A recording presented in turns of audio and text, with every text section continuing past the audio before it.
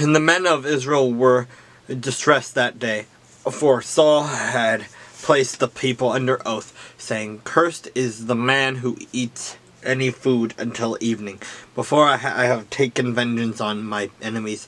So none of the people tasted food. Now all the people of the land came to a forest, and there was honey on the ground. And when the people had come into the woods, there was the honey dripping, but no one put his hand to his mouth, for the people feared the oath. But Jonathan had not heard his father charge the people with the oath. Therefore he stretched out the end of the rod that was in his hand, and dipped it in a honeycomb, and put his hand to his mouth, and his countenance brightened. Then one of the people said, "Your father strictly charged the people with an oath, saying, 'Cursed is the man who eats food this day.'" And the people were faint. But Jonathan said, "My father has troubled the land. Look now how my countenance has brightened, because I tasted a little of this honey. How much better if the people had eaten freely today of the spoil of their enemies which they found. For now would there not have been a much greater slaughter among the Philistines?" Now they had driven back the Philistines that day from Michmash to Aijalon. So the people were very faint, and the people rushed on the spoil, and took sheep, oxen, and calves, and slaughtered them on the ground, and the people ate them with the blood. Then they told Saul, saying, "Look, the people are sinning against the Lord by eating with blood." So he said, "You have dealt treacherously. Roll a large stone to me this day." Then Saul said, "Disperse yourselves among the people, and say to them, 'Bring me here every man's ox and every man's sheep. Slaughter them and eat, and do not sin against the Lord by eating with the blood.'" So every one of the people brought his ox with him that night, and slaughtered it there. Then Saul built an altar to the Lord. This was the first altar that he built to the Lord. Now Saul said, "Let us go down after the Philistines by night, and plunder them until the morning light, and let us not leave a man of them." And they said, "Do not, whatever seems good to you."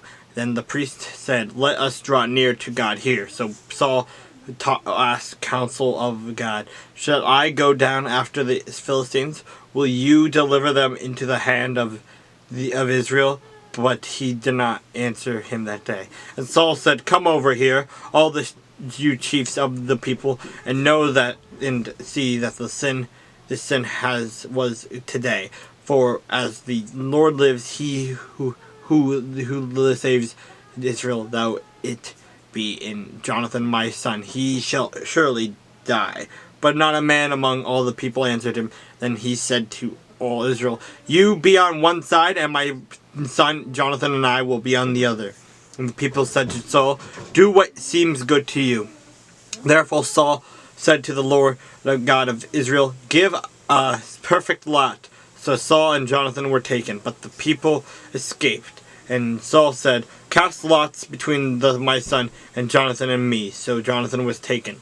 Then Saul said to Jonathan, "Tell me what you have done." Then Jonathan told him and said, "I only tasted a little honey with the end of the rod that was in my hand, so now I must die."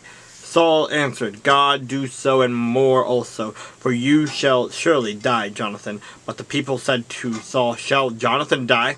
Who has accomplished this great deliverance in Israel? Certainly not, as the Lord lives, not one hair of his head shall fall to the ground, for he has worked with the God this day." So the people rescued Jonathan, and he did not die. Then Saul returned from pursuing the Philistines, and the Philistines went to their own place. So Saul established his sovereignty over Israel, and fought against all the enemies on every side, against Moab, against the people of Ammon, against Edom, against the kings of Zobah, and against the Philistines. Wherever he turned, he harassed them. And he gathered an army and attacked the Amalekites and delivered Israel from the hands of those who plundered them. The sons of Saul were Jonathan, Jeshu, and Malchishua. And the names of his daughters were these: the name of the firstborn, Mirabah, and the name of the younger, Michal.